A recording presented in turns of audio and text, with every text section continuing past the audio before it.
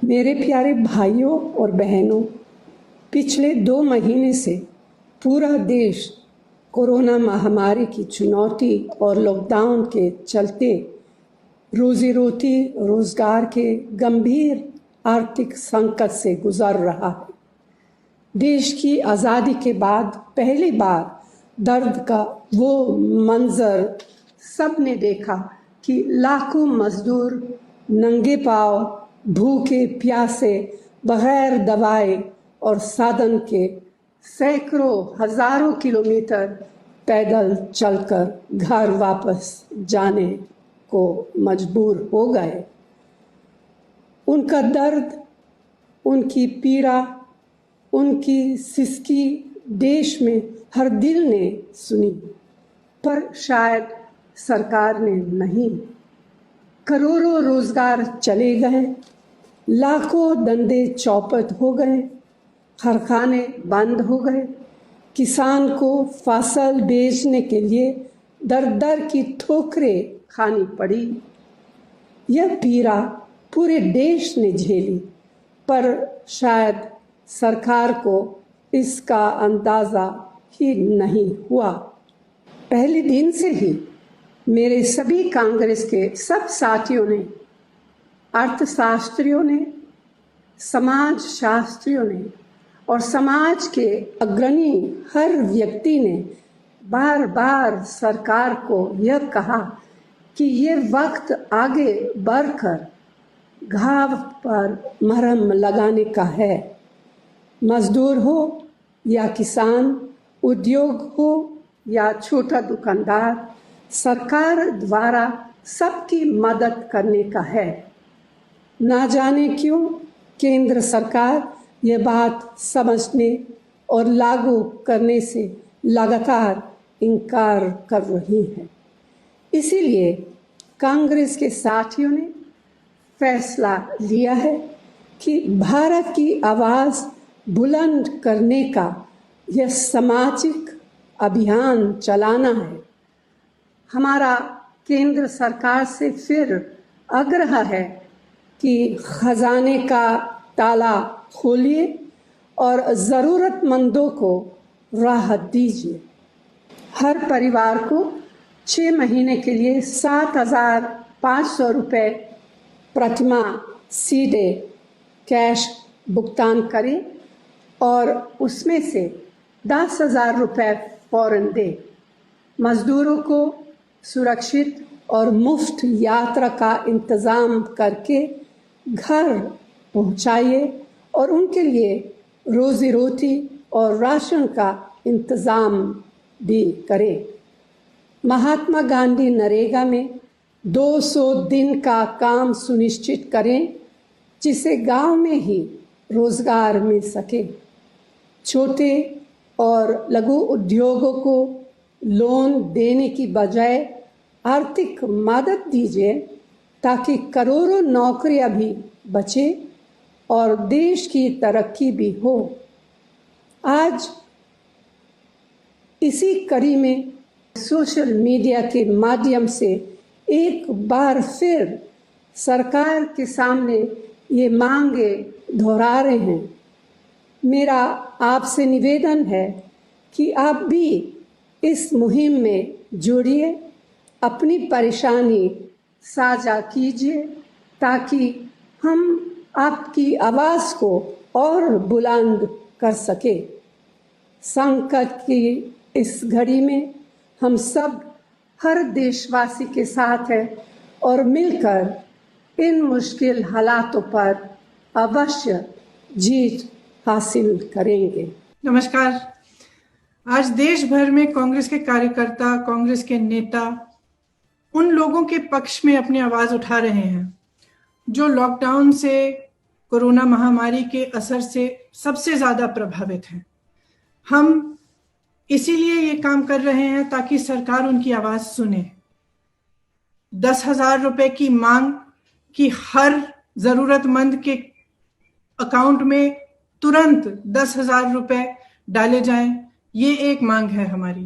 दूसरी मांग कि अगले 6 महीनों के लिए प्रति माह 7,500 रुपए जरूरतमंदों के अकाउंट में डाले जाएं। इसके साथ साथ जो घर पहुंचे हैं, जो प्रवासी मजदूर घर पहुंच चुके हैं, गांव में पहुंच चुके हैं, उनके लिए, उनकी मदद के लिए मनरेगा के जो कार्य दिन हैं वो 100 दिन से 200 दिन तक बढ़ाए जाएं। जो छोटे व्यापारी हैं, जो लॉकडाउन के असर से जूझ रहे हैं, जिनके पास 2 महीनों से कोई बिजनेस नहीं है, जो छोटे दुकानदार हैं, बुनकर है, छोटे व्यापारी हैं, उनकी मदद के लिए सरकार कुछ करे, एक वित्तीय पैकेज दे जिससे कर्ज ना हो उन पर, जिससे उनके हाथों में भी पैसा आए, ताकि वह इन मुश्किल समय में अपना गुजारा कर पाए। देखिए, मैं खास एक आग्रह करना चाहती हूँ सब राजनीतिक पार्टियों को, लेकिन महत्वपूर्ण तरह से भाजपा के नेताओं को, राजनीति बंद करिए। ये राजनीति का समय नहीं है, ये वो समय है जब पूरा देश इकट्ठा होना चाहिए, जब हर राजनीतिक पार्टी के नेता सबको इकट्ठा होकर अपनी अलग अलग राजनीतिक परहेजों को दूर करके, अपनी विचारधारा के जो डिफरेंसेस हैं उनको दूर करके हम सबको इकट्ठा होकर लोगों की मदद करनी है। जब यूपी में ये सब बस का हुआ, ठीक है, आपने हमारी हजार बसों को नकार दिया, कोई बात नहीं, हमने तो कहा भी था कि आप अपने बैनर स्टिकर लगा लीजिए, हमें उससे कोई इशू नहीं था, फिर भी आपने वो ऑफर नकारा। 12,000 बसें जो यूपी रोडवेज की हैं, आपने ये ऐलान किया कि हम इनको चलाएंगे, लेकिन आज तक ये सिर्फ कागज पे चल रही हैं, सड़कों पर आपने उतारा नहीं है। इसी तरह से महाराष्ट्र की सरकार को देखिए, महामारी का एक बहुत भयंकर रूप है महाराष्ट्र में, उससे सरकार लड़ रही है और आप सहयोग देने के बजाय उस सरकार को गिराने की कोशिश कर रहे हैं, उसको अस्थिर साबित करने की कोशिश कर रहे हैं। तो मैं खास तौर से आपको कहना चाहती हूं कि ये सहयोग का समय है। देखिए, हम सब के ऊपर इस देश की जनता का कर्ज है। आप ऋणी हैं, हम ऋणी हैं। हमारे हर दुख में, हर सुख में जनता ने हमारा साथ दिया, आपका भी दिया। आपकी विजय में आपका जय जयकार किया, हमारी पराजय में हमारे साथ खड़े रहे। अपनी उदारता से हमेशा इस देश की जनता ने हमारा साथ दिया है। आज इस देश की जनता दुखी है, त्रस्त है, तड़प रही है।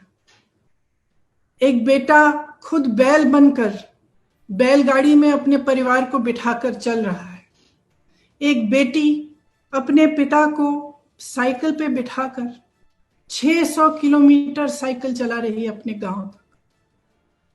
श्रमिक ट्रेनों में मजदूरों की लाशें पड़ी हैं। एक बच्चे का दम अपने पिता की गोद में टूट रहा है। एक मां की लाश रेलवे के प्लेटफॉर्म पे पड़ी है, उसका बच्चा उसे जगाने की कोशिश कर रहा है।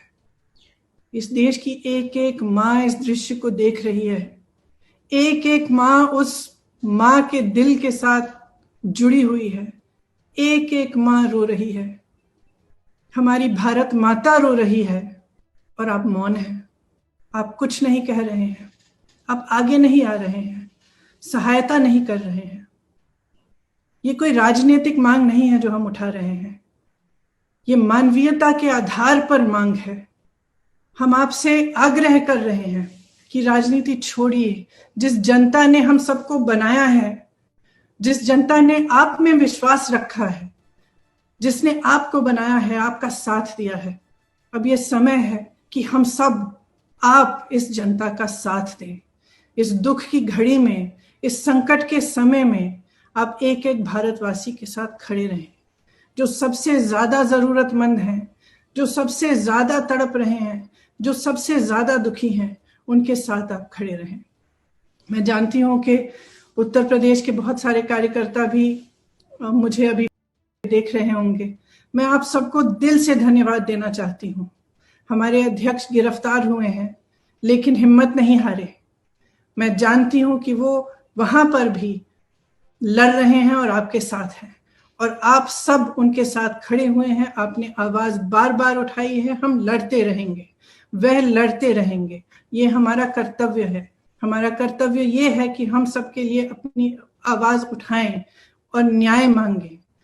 तो मैं आप सबको बहुत बहुत धन्यवाद देना चाहती हूँ, और जो भी देख रहे हैं मैं आपसे आग्रह करती हूँ कि आप भी अपने स्तर पर किसी भी माध्यम से आवाज उठाएं ताकि न्याय मिले, ताकि जो दुखी हैं, जो त्रस्त हैं, जो परेशान हैं, हम उनकी मदद कर पाए। आप सबको बहुत बहुत